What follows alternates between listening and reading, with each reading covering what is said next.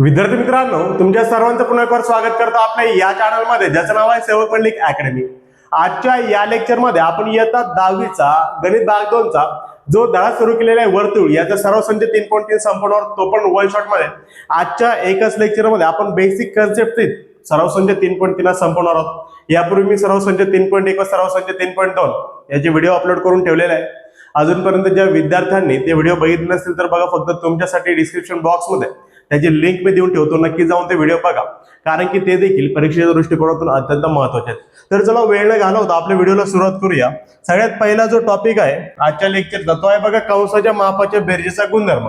कंसांच्या बेरजेच्या मापाचा गुणधर्म, बरोबर का? कंसांच्या मापांच्या बेरजेचा गुणधर्म म्हणजे काय, तर लक्षात ठेवायचं. फॉर एक्झाम्पल, ओके, ही आकृती समजण्याआधी दुसरी आकृती एक समजून सांगतो.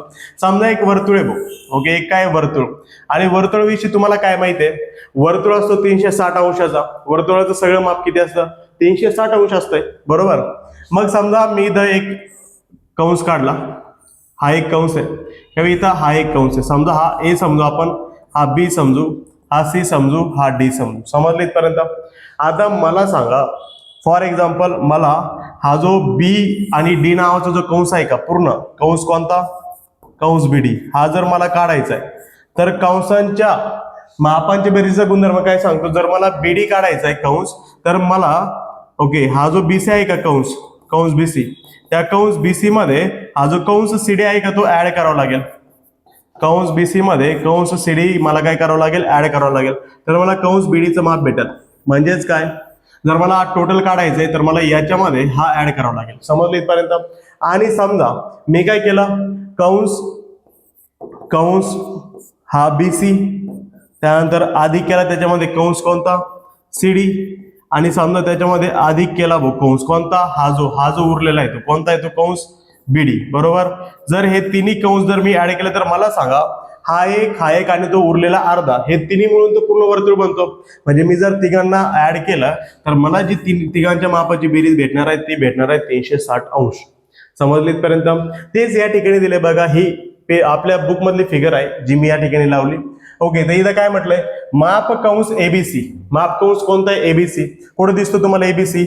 ओके, हा दिसतो तुम्हाला एबीसी, बघा हा ABC, this is ABC. Then okay, अधिक माप कंस सीडी, कोणता दिसतो तुम्हाला? सीडी, हा दिसतो सीडी, बरोबर का? म्हणजे याच्यामध्ये हा ऍड केलाय ए पासून सी पर्यंत आणि सी पासून ई पर्यंत, हे दोन कंस ऍड केले. हे जर दोन कंस ऍड केले तर काय भेटतंय म्हटलंय? माप कंस एसी भेटतो. एसी, एसी कोणता आहे बघा? ACE. म्हटल्यानंतर हा जो टोटल कंस आहे का पूर्ण, ओके, तो भेटतो. म्हणजे याच्यामध्ये जर मी हा ऍड केला तर मला हा टोटल भेटतोय. समजली इथपर्यंत? आणि जर मी ACE मध्ये पहा बर का, जर मी कंस कोणता? ACE, कंस कोणता? ACE म्हणजे हा जो टोटल आहे का ABCDE, तो संपूर्ण येतो ACE मध्ये. त्याच्यामध्ये जर मी उरलेला हा जर पार्ट ऍड केला, AE चा, तर मला जे उत्तर भेटेल ते भेटेल 360 अंश. का बरं? कारण की टोटल जो सर्कल आहे त्याचं जर मेजरमेंट तुम्ही बघितलं, त्याचं जर माप बघितलं तर तो 360 अंश मापाचा असतो. समजलं इथपर्यंत? ओके, अशा प्रकारे कंसांच्या मापांचा बेरीजचा गुणधर्म लक्षात ठेवायचा आहे. ओके, इम्पॉर्टंट आहे, याच्यावरती सराव संचामध्ये प्रश्न आहे. आता दुसरा टॉपिक, एक प्रमेय आहे. काय म्हटलंय प्रमेय? तर प्रमेयामध्ये म्हटलंय एकाच वर्तुळाच्या एकरूप कंसांच्या संघ जेव्हा एकरूप असतात, एकाच वर्तुळाच्या एकरूप कंसांच्या, समजा एक वर्तुळ आहे, त्याच्यामध्ये तुम्हाला समजलं की दोन कंस आहे आणि दोन्हीही कंस एकरूप आहे. जर ते दोन कंस एकरूप असतील तर त्यांच्या ज्या संघ जीवा असतील त्या एकरूप असतील. कसं? इकडे बघा. सगळ्यात पहिलं ही आकृती जिच्यामध्ये ओ केंद्र असलेला एक वर्तुळ आहे. ओके, ज्याच्यामध्ये तुम्ही जर बघितलं तर AB आणि त्यानंतर बघा CD किंवा DC, हे दोन कंस आहेत. AB आणि CD हे दोन कंस आहे, आणि त्या कंसामध्येच AB नावाची एक जीवा आहे आणि CD नावाची एक जीवा आहे. जीवा म्हणजे काय? वर्तुळामध्ये कोणती दोन बिंदू जर मी जोडले, वर्तुळाचे कोणती दोन बिंदू जर मी जोडले, तर जी रेषा मला भेटते त्याला मी जीवा म्हणणार. समजले इथपर्यंत? तर हे एक जीवा आहे AB आणि CD एक जीवा आहे. जर असं झाले की हा जो कंस AB आहे तो CD इतकाच निघला, म्हणजे काय? कंस AB एकरूप असला कंस सीडीला, म्हणजे दोघांची माप सारखी असली तर लक्षात ठेवायचे या दोघांचे जीवा पण कसे असणार? सारखे असणार. बघा, कंस AB जर एकरूप असेल कंस सीडीला, हा जर AB सीडीला एकरूप असेल तर ही जी जीवा आहे AB आणि ही जी जीवा आहे CD. ओके, हे बघा ही जीवा AB आणि त्यानंतर बघा ही जीवा कोणती CD. या दोन्ही पण एकरूप असतील जे सांगितलंय. जर कंस AB बरोबर कंस CD असेल तर त्यांनी तयार झालेले जीवा AB आणि CD देखील एकरूप असेल. याच्याच उलटा प्रमेय पुढे दिलाय. ओके, याच्याच उलटा प्रमेय पुढे दिलाय. फक्त माझं लावायचं थोडंसं राहिलंय. काय लावायचं राहिलंय बघा इथं काय म्हटलंय, एकाच वर्तुळाच्या एकरूप जीवांचे संगत कंस एकरूप असतात. आधी काय सांगितलं? ओके, आधी काय सांगितलंय बघा बरं. इथं काय म्हटलंय, एकाच वर्तुळाच्या एकरूप कंसांचे संगत जीवा. आणि इथं काय म्हटलंय, तिथं एकरूप कंसांचे म्हटलंय, इथं एकरूप जीवांचे म्हटलंय. मागं काय सांगितलं, जर हे दोन कंस एकरूप असतील तर त्यांचे जीवा एकरूप असतील. आणि इथं काय सांगतात ते, जर या दोन जीवा एकरूप असतील तर हे दोन कंस सारखे असतील. दोन कंस सारखे असले तर जीवा एकरूप, आणि याच्यामध्ये सांगितलं जर जीवा एकरूप तर कंस सारखे. फक्त यांची अरेंजमेंट लावायची राहिली. ओके, जर तर मध्ये थोडासा फरक राहिला तो अरेंजमेंट लावून देतो मी तुम्हाला. ओके, मी मागचंच कॉपी पेस्ट केलं होतं इथं.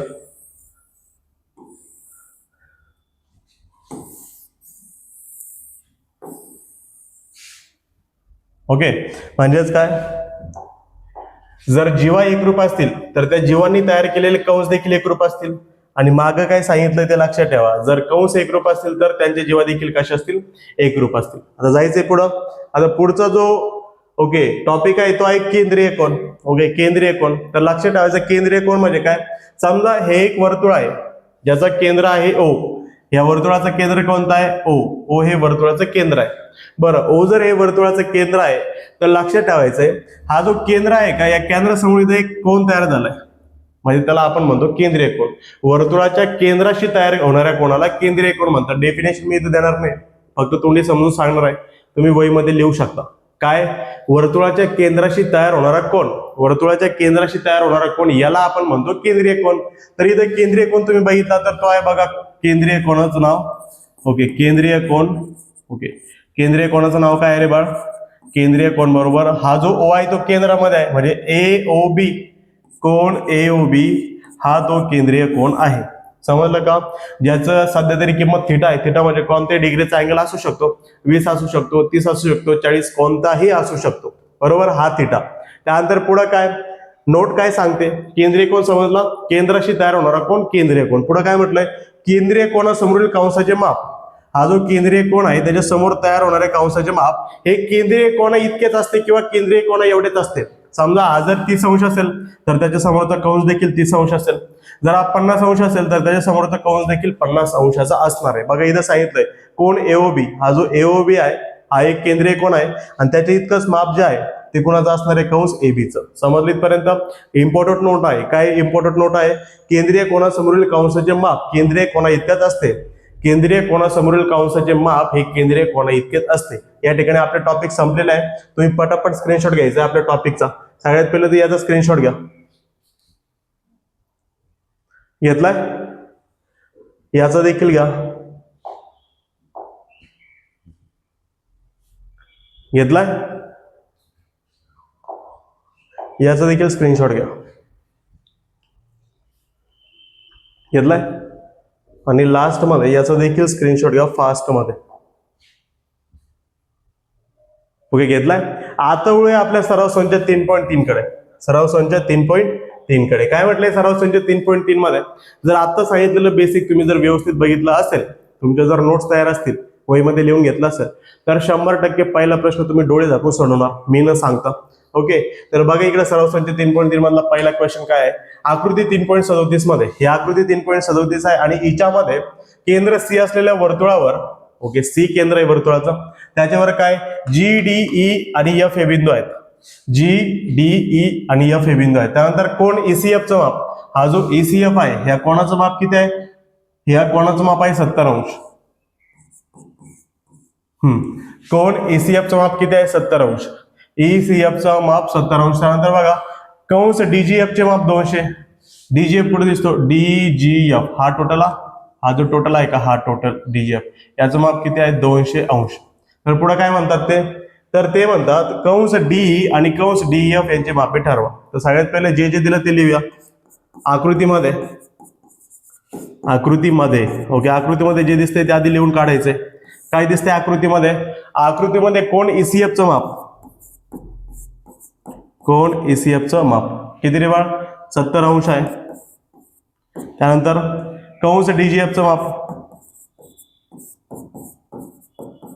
किती आहे 200 अंश आहे.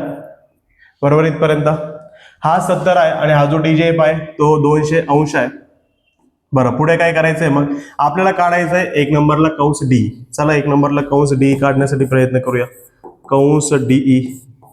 ओके आता कंस DE काढण्याच्या आधी तुम्हाला एक गोष्ट सांगतो की या ठिकाणी जर हा C विचार केला तुम्ही तर C केंद्रीय कोण आहे आणि त्या Cचं माप आहे 70 अंश. तर तुम्हाला माहिती आहे केंद्रीय कोणासमोरचा जो कंस असेल त्याचं माप केंद्रीय कोणा इतकंच असते. मग मी काय म्हणू शकतो कोण ECF चं माप कंस कोणासारखं असेल कंस कोणा इतकं असेल EF इतकं. ओके कंस EF इतकं म्हणजे दोघांचंही माप सारखं असेल आणि दोघंही किती असतील 70 अंश. म्हणजे ECFच्या प्लेसवरती 70 टाकू शकता EFच्या प्लेसवरती 70 टाकू शकता. याला असं हायलाइट करू जरा. ओके आता 1 नंबरला जो काढायचा तो लिहून घेऊ. काय काढायचं आपल्याला 1 नंबरला कंस DE. ओके कंस DEचं माप काढायचं. ओके चला कंस DE कुठे दिसतो बघा बरं. हा दिसतो मला DE बरोबर का. हा काय दिसतो मला DE. मग जर मला DE तो दिसतो तर मला एक गोष्ट ही माहित आहे की वर्तुळाचे सगळे कंस जर मी ऍड केले तर मला 360 बेरीज भेटणार आहे. आता वर्तुळाचे कोणते कोणते कंस आहे बघा इथं. कंस पहिला कोणता कंस कोणता पहिला आपण समजू DE. कंस कोणता DE. त्या कंस DE मध्ये जर मी EF ऍड केला आता इथं माप कंस लिहू आपण आपल्याला माप काढायचंय. याला म्हणतात माप कंस DE बरोबर का. माप कंस DE नंतर दुसरा कोणता आहे माप कंस EF. माप कंस EF अधिक माप कंस दुसरा कोणता आहे आता DE झाला EF झाला तर उरलेला DGF. माप कंस DGF. या सगळ्यांना जर आपण ऍड केलं तर मला उत्तर किती भेटणार आहे 360 बरोबर का. 360 अंश उत्तर भेटणार आहे. एक जण ऍड केला दुसरा ऍड केला आणि तिसरा पूर्ण ऍड केला तर पूर्ण वर्तुळ 360 अंशाचं असते. म्हणजे तिघांना ऍड केलं तर अख्खं वर्तुळ भेटलं 360 अंशाचं. करेक्ट आहे. आता फक्त किमती टाकायची उत्तर झालेलं आहे. माप कंस DE तसंच ठेवा. माप कंस DE तसंच ठेव कारण की हेच आपल्याला काढायचं आहे. अधिक हा जो EF आहे हा EF कितीचा आहे 70 अंशाचा. इथंच बघितलं आपण जर ECF केंद्रीय कोण आहे तर केंद्रीय कोणासमोरचा कंस आणि दोघेही सारख्या मापाचे 70 तर आपण याच्या जागेवरती 70 टाकू शकतो. टाका 70 अंश अधिक हा DGF कितीचा आहे तर DGF आपण बघितलं 200चा. इथं पण लिहिलं DGF 200चा आहे. टाका 200 अंश आणि पलीकडे किती आहे 360. तर इथं काय होईल माप कंस DE अधिक 200 आणि 70 270 अंश तिकडे किती आहे 360. तर इथं बघा माप कंस DE तसाच आपल्याला जो तो काढायचा आहे तो तसाच ठेवू आणि हा 270 पलीकडे जाईल. इथं 360 तसाच अधिक 270 जर पलीकडे गेला तर तो होईल वजा 270. ओके वजा 270. तर मला सांगा 360 मधून 270 गेले तर किती राहतील. तर 360 मधून जर 270 गेले तर हे 60 आणि 33 100 90. ओके 90 राहतील का तर 90 अंश राहील. साईडला करून बघू आपण. आपल्याकडे आहे ना 360 वजा 270 0 6तून 7 जात नाही इकडून आजचा घेऊ 2 इकडे झाले 16 16तून 7 गेले तर 9 बरोबर का. चला कन्फ्युजन 360 वजा 270 दॅट इज 90 एकदम करेक्ट होतं आपलं ना. कधी कधी असं वाटतं की आपलं चुकलेलं आहे तर क्लिअर करून बघायचं आहे की नाही. तर माप कंस DE किती आला माप कंस DE किती आलाय माप कंस DE आलाय 90.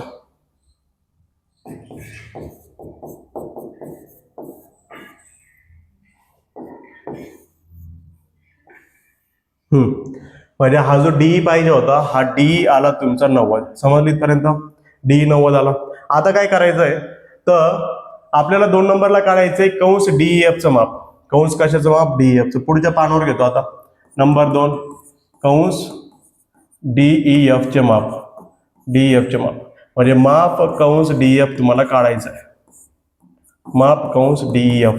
आता तुम्हीच मला सांगा की इथं जर तुम्ही व्यवस्थित बघितलं तर हा जो DEF आहे आता आपण कंसांच्या मापांच्या बेरजेचा गुणधर्म शिकलो. तर हा जो DEF आहे हा जर मला काढायचा तर मी कंस DE मध्ये जर EF ऍड केला तर मला टोटल DEF भेटेल. मग करूया ना. कंस डी मध्ये एफ ऍड करू म्हणजे बेरीज करू. कंस डी मध्ये कंस एफ काय करू ऍड करू. तर मला सांगा कंस डीईचं माप आता बघितलं आपण किती आलेलं आहे. कंस डीईचं माप एवढ्यात किती आलंय 90 आलंय आणि अधिक हा तर 70च आहे. बघून घ्या इथं 70 हा 90 आणि 70. तर 90 आणि 70 किती होतात बाळ. 90 आणि 70 किती होतात बाळ. 9 आणि 7 16 आणि त्याच्यावरती 1 0 बरोबर का. 90 आणि 70 160 अंश होतात. म्हणजे माप कंस डीएफ किती आहे 160 अंश इतकं आहे. एकदा चेक करून घेऊ आपण इथं कॅल्क्युलेटर वरती. आहे ना आज जरा डोकं काम करत नाही जास्त फास्ट मध्ये तर चुकायला नको म्हणून इथं चेक करू. 90 आणि 70 किती होतात 160 करेक्ट आहे. ओके अशा प्रकारे आपण प्रश्न क्रमांक 1 संपवलेला आहे. तुम्ही याचा स्क्रीनशॉट घेऊ शकता फास्ट मध्ये. घेतलाय याचा देखील स्क्रीनशॉट घ्या.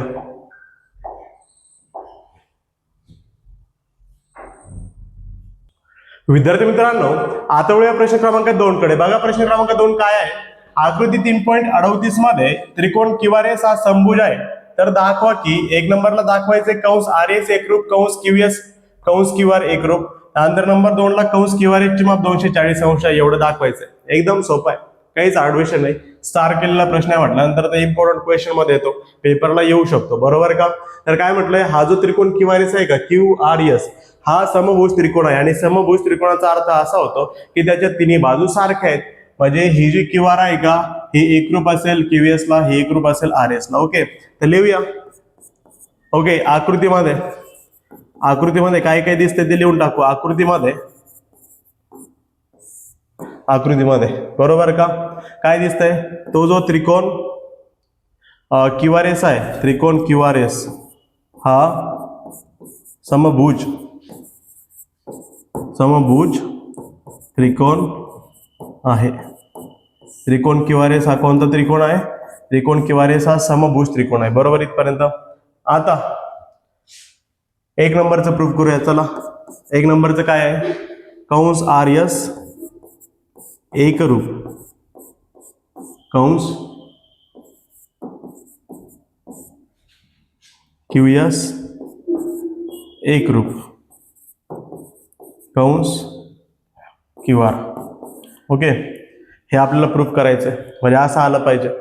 ओके त्यानंतर मी तुम्हाला 2 गुणधर्म दिले. एकरूप कंसांच्या संगत जीवा एकरूप असतात आणि एकरूप जीवांचे संगत कंस एकरूप असतात बरोबर का. तर आता काय करूया आपण सगळ्यात पहिले हे प्रूफ करत असताना याच्यामध्ये पण लिहूया त्रिकोण क्यूआरएस हा समभुज त्रिकोण आहे. त्रिकोण क्यूआरएस हा समभुज त्रिकोण आहे.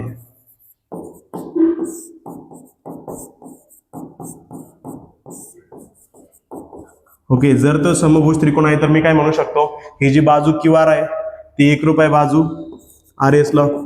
बाजू क्यूआर एकरूप बाजू आरएस एकरूप बाजू क्यूएस. क्यूआर आरएस क्यूएस या तिन्ही बाजू एकरूप आहे बरोबर का. आता मग पुढे काय मला सांगा ही जर बाजूचा तुम्ही विचार केला ओके ह्या काय एकरूप आहे कारण की त्या समभुज त्रिकोणाच्या 3 बाजू आहे.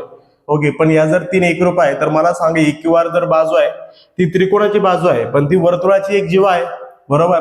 त्यानंतर ही आरएस त्रिकोणाची दुसरी बाजू आहे पण ती वर्तुळाची दुसरी जीवा आहे.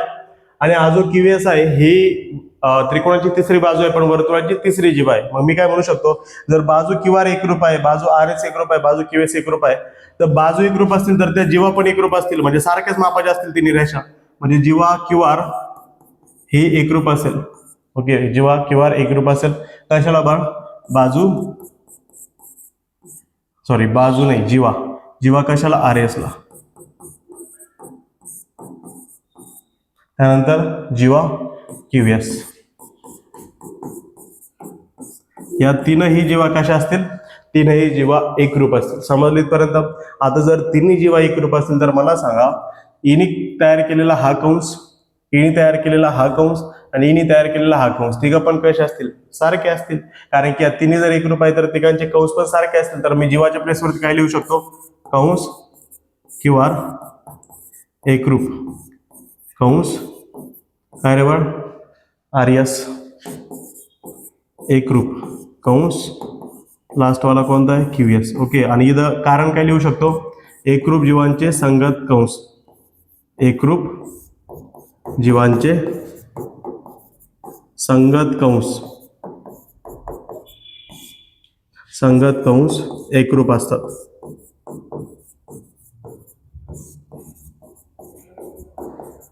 एकरूप असतात. ओके, तर अशा प्रकारे प्रश्न क्रमांक 2 मधला पहिला प्रश्न संपलेला आहे. बघा, आपल्याला हे प्रूफ करायचं होतं ना.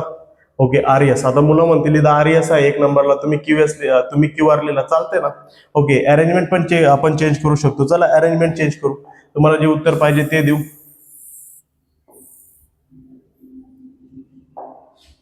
एक नंबरला कोण पाहिजे तर RS. तर RS 1 नंबरला लिहा, म्हणून कंस RS एकरूप. नंतरला 2 नंबरला कोणता पाहिजे QS. ओके, एकरूप कंस कोणता QR. ओके, समजा असं असेल ना 1 बरोबर 2 बरोबर 3, तर त्याला मी असं पण लिहू शकतो, 2 इकडे टाकू शकतो, 1 मध्ये टाकू शकतो, 3 तसं किंवा 3 इकडं, बरोबर ना.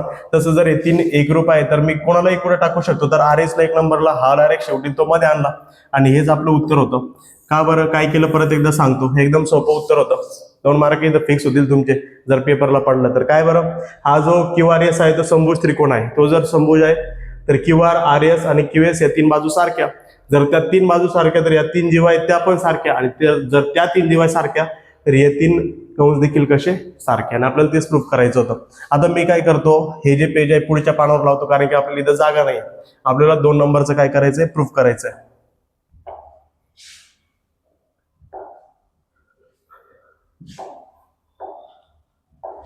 चला आता बघूया प्रश्न क्रमांक 2. प्रश्न क्रमांक 2 काय आहे बघा, कंस QRS चे माप 240 आहे हे आपल्याला दाखवायचं आहे. प्रश्न क्रमांक 2 काय आहे, कंस QRS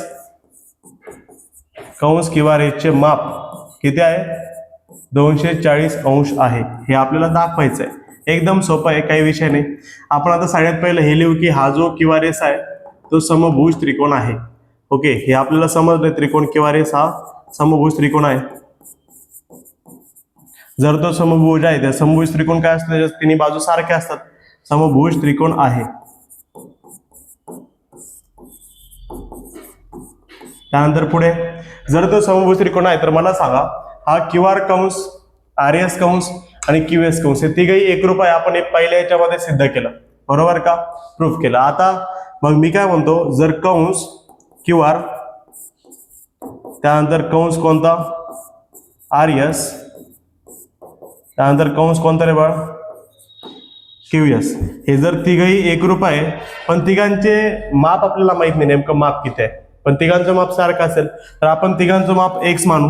x म्हणजे काय, जर आपला x आला तर जे x येईल तर आपलं याचं माप असेल, याचं पण तेवढंच असेल, याचं पण तेवढंच असेल, बरोबर का.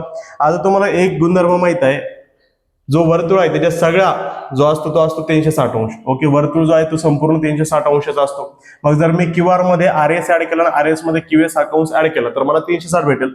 मग लिहूया बरं, कंस कोणता QR, याच्यामध्ये ऍड करूया कंस कोणता रे बाळ, कंस कोणता RS, याच्यामध्ये आपण ऍड करूया म्हणजे बेरीज करूया, ऍड म्हणजे बेरीज QS. ओके, आणि या तिघांना जर मी बेरीज मारली तर मला 360 भेटेल. का, कारण की हा संपूर्ण वर्तुळ म्हणजे ते 3 कंस आहेत आणि तिघ मी जर बेरीज केली तर ते 360 भेटेल. तर हा x आहे, हा पण x आहे आणि हा पण x आहे. का, कारण की मी तिघांना x मानलाय. बरोबरच्या पलीकडे किती आहे, 360 अंश आहे. तर बघा, x हा x आणि हा x असे किती x बनतील, 3x बनतील. 1 2 3 3x, आणि बरोबरच्या पलीकडे किती आहे 360 अंश. ओके, तर हा 3 इकडं गुणाकार करतो, तिकडे आता भागाकार करेल, 360 भागिले 3. ओके, 360 भागिले 3, तर बघा 3 1 3, 3 2 6, 3 0 0 म्हणजे 120 डिग्री, बरोबर का, 120 अंश असं समजूया आपण, बरोबर. म्हणजे या एका कंसाचं माप 120, जर याचं 120 तर याचं पण किती 120, याचं 120 तर याचं पण किती 120, बरोबर. पण आपल्याला काढायचं काय होतं, आपला जो x आला हे तिघ पण आले, पण आपल्याला काढायचं होतं कंस QRS चं माप, QRS चं माप. मग मला सांगा, जर कंस QRS तुम्हाला काढायचा आहे, कंस QRS, आणि तो दाखवायचा जर तो 240 आहे. ओके, तर जर तो 240 दाखवायचा आहे तर मला सांगा, हा जो QRS कंस आहे तो दोघांनी मिळून बनतो. कोणत्या दोघांनी मिळून बनतो? QR ने आणि RS ने. मग मी QR मध्ये RS ऍड करतो म्हणजे मला QRS भेटेल. कंस QR मध्ये कंस RS काय करतो? ऍड करतो. ओके, जर तो ऍड केला तर कंस QR किती आलेला आहे? x आला 120, x म्हणजे 120, तर QR पण 120, RS पण 120, QS पण 120, हे प्रत्येकी 120 चे. ओके, म्हणजे आपण 120 आहे ते टाका तिथं 120, पुढचा पण 120 आहे तर टाका तिथं 120. 120 आणि 120 किती होईल बरं? 240. झाला, विषय संपला. हेच तर प्रूफ करायचं होतं आपल्याला. 240 अंश म्हणजे कंस QR चं माप किती आलं बरं? कंस QRS चं माप आलंय 240 अंश. ओके, अशा प्रकारे प्रश्न क्रमांक 2 देखील संपलेला आहे. तुम्ही याचा स्क्रीनशॉट घेऊ शकता. आधी याचा घ्या. ओके, घेतलाय. आता याचा देखील स्क्रीनशॉट घ्या. ओके, आता वळूया प्रश्न क्रमांक 3 कडे, म्हणजे या सराव संचाच्या शेवटच्या प्रश्नाकडे. काय प्रश्न क्रमांक 3 बघा. आकृती 3.39 मध्ये, या आकृतीमध्ये जेव्हा AB एकरूप आहे जेव्हा सीडीला. ओके, म्हणजे ही जी AB नावाची जीवा आहे का, ही सीडीला एकरूप आहे. बरं, पुढे काय तर सिद्ध करायचंय आपल्याला कंस AC एकरूप कंस BD. एकदम सोपं आहे. ओके, याच्यासारखं सोपं दुसरं काहीच नाही. पेपरला आलं तर 2 मार्क देऊन जाईल तुम्हाला. काय म्हटलंय बरं?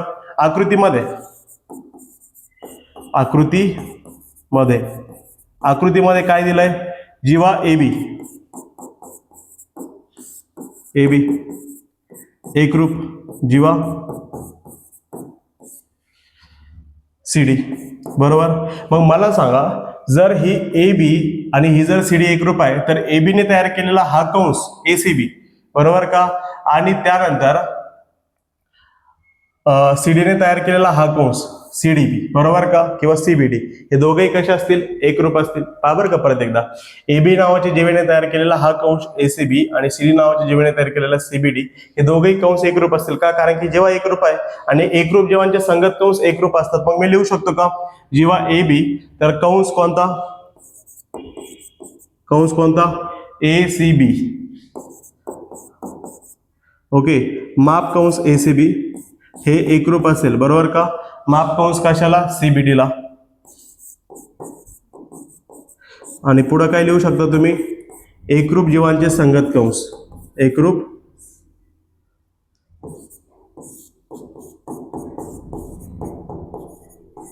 एकरूप जीवांचे संगत कंस.